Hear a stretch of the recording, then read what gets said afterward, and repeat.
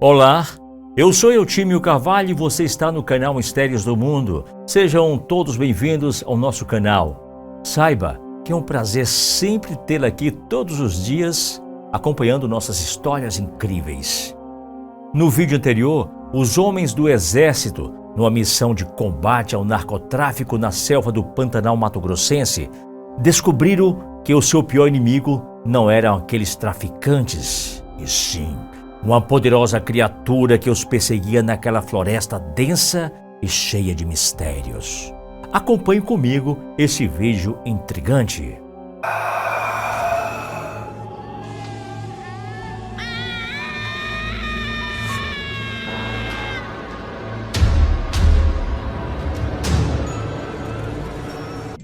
Um soldado especialista em animais selvagens foi questionado pelo capitão o que seria de fato aquilo que matou a onça e arrancou o seu coração. O soldado então respondeu: Capitão, algo com grandes e poderosas presas. Me atrevo a dizer que sai para fora da boca. Ele tem braços grandes e fortes como a de um gorila, com garras ainda mais fortes e afiadas como navalha. O que abriu aquelas costelas só pode ter essas características. Aquele coração foi arrancado com as mãos e não com as presas, finalizou. Droga! Então que porcaria de bicho é esse? Que fica de pé e é tão forte? Não sei, capitão, mas seja lá o que for, é muito astuto. Pois sabe que uma onça nunca vai imaginar que pode alguma hora ser uma presa, porque a fauna da região em si sabe quem está no topo da cadeia alimentar, disse ele com a expressão de preocupação na face. Horas depois, em meio à vegetação, conseguimos ver um leve sinal de fumaça ao norte da nossa posição, e com certeza era ocasionada pelas mãos humanas. Estávamos próximos do acampamento do inimigo. Enviei um esclarecedor e um rastreador a 04 e o 03 respectivamente.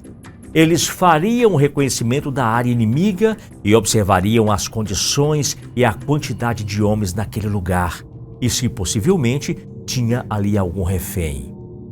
Ficamos aguardando o retorno deles, porque se nos aproximássemos demais, um grupo poderia facilitar ou denunciar nossa posição e pôr a operação a perder.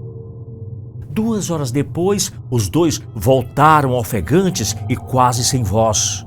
O pavor era nítido em suas expressões. Fiz com que se acalmassem e bebessem água. Assim que eles relaxaram, perguntei o que tinha visto.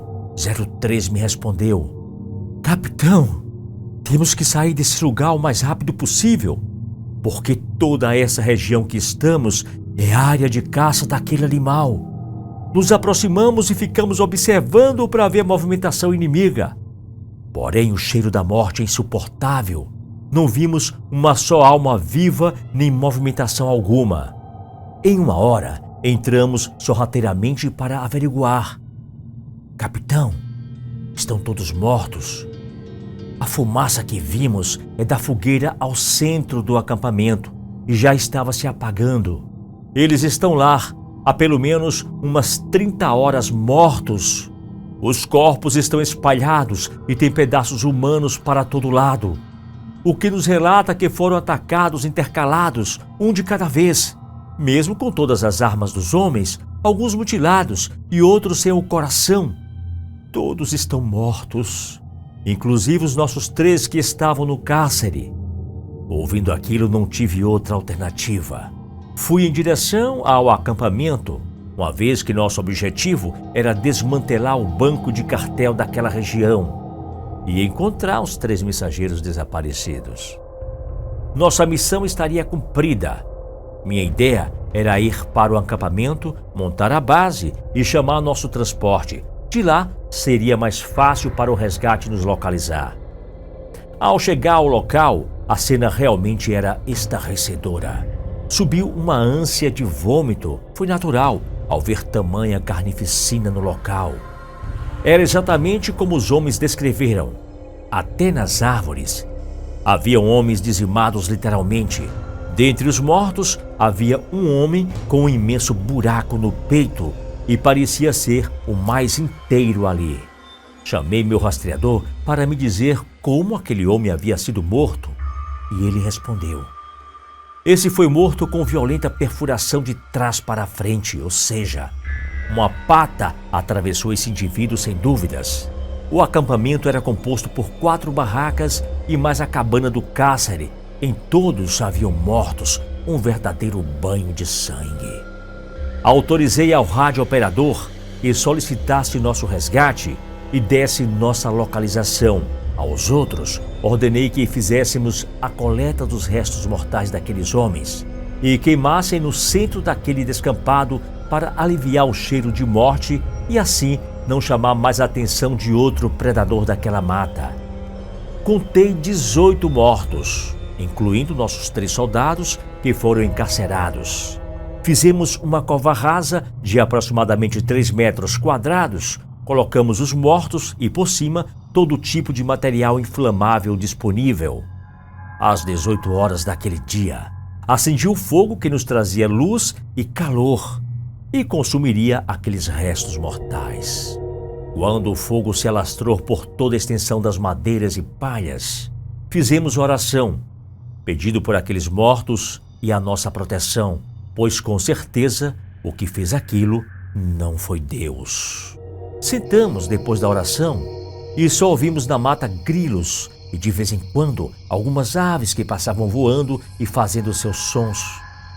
Na mochila do radiooperador, o telefone por satélite chamava. Era a base. Informou que nossa carona viria logo após o pronto da reserva de armamentos. Ou seja, depois que a guarnição assumisse o serviço, lá pelas 8 horas da manhã. E pediram também o balanço da missão até o presente momento. Peguei o rádio, informei à base quase tudo o que havia acontecido, pois na verdade especulações não são fatos, mas meu rastreador nunca falhou. Disse à base que encontramos restos mortais dos 3 mensageiros e que não há corpos para resgate, pois o estado de decomposição estava muito avançado e os homens do cartel foram eliminados no confronto. A missão estava cumprida. Sentei-me ao lado do 03. Perguntei a ele qual a probabilidade de aquele animal ser um urso. Ele me disse que os ursos não têm esse tipo de comportamento tão agressivo e nem a velocidade e habilidade para tão grandioso feito. Novamente eu perguntei: então, quem diabos fez tudo isso? Capitão, se eu falar o que desconfio que seja, o senhor vai me dizer que sou louco. Então prefiro ficar no meu silêncio e rezar para essa noite passar o mais rápido possível, pois já presenciei sim um ataque desses, e que talvez seja o mesmo animal, mas eu não vou dizer porque desde quando eu o vi, até hoje não acredito que seja real. Lógico que aquelas palavras me deixaram ainda mais preocupado, mas estávamos armados, éramos a elite da elite do exército, os homens mais capacitados do mundo para qualquer tipo de situação. Chamei a todos e pedi que ninguém fosse dormir, pois tinha um inimigo que não conhecíamos bem e não dava para prever o seu ataque. Chamei novamente o 03. Deixei que ele montasse ali nossa estratégia de defesa, pois era o único que havia tido uma experiência daquele tipo de ataque de animal. E isso poderia nos ajudar muito caso aquilo resolvesse nos atacar. E ele disse: olha, capitão, não há muito o que se fazer, mas eu ficaria o mais próximo possível do fogo e que cada um cobrisse a retaguarda do outro e rezasse muito a Deus, porque quando eu sobrevivi àquilo e mais 2, juramos não contar a ninguém, porque ninguém iria acreditar. Assim que ele terminou de dizer suas palavras, vimos um relâmpago que parecia anunciar uma breve tempestade. Mas em se tratando de Pantanal, era um belo temporal. E isso estragaria todos os nossos planos, pois a chuva talvez apagaria nossa fogueira. Ora, bobagem! Aquele animal só devia estar de passagem e aqueles homens deram azar. Só isso, nada vai acontecer. O vento começou a soprar cada vez mais forte. E àquela altura, já dava para ouvir algumas trovoadas. De repente ouvimos aquele urro que eu ouvi na noite passada, mas com muito mais força e muito mais próximo de nós. Eu pedi para que todos se acalmassem, que éramos 8 fuzis contra um irracional. Capitão, é ele mesmo, e não subestime, ele não é irracional. E todos fiquem próximos, aconteça o que acontecer, cubram as costas dos seus companheiros e mire somente na cabeça. O final dessa história você vai acompanhar no próximo vídeo. Espero lá.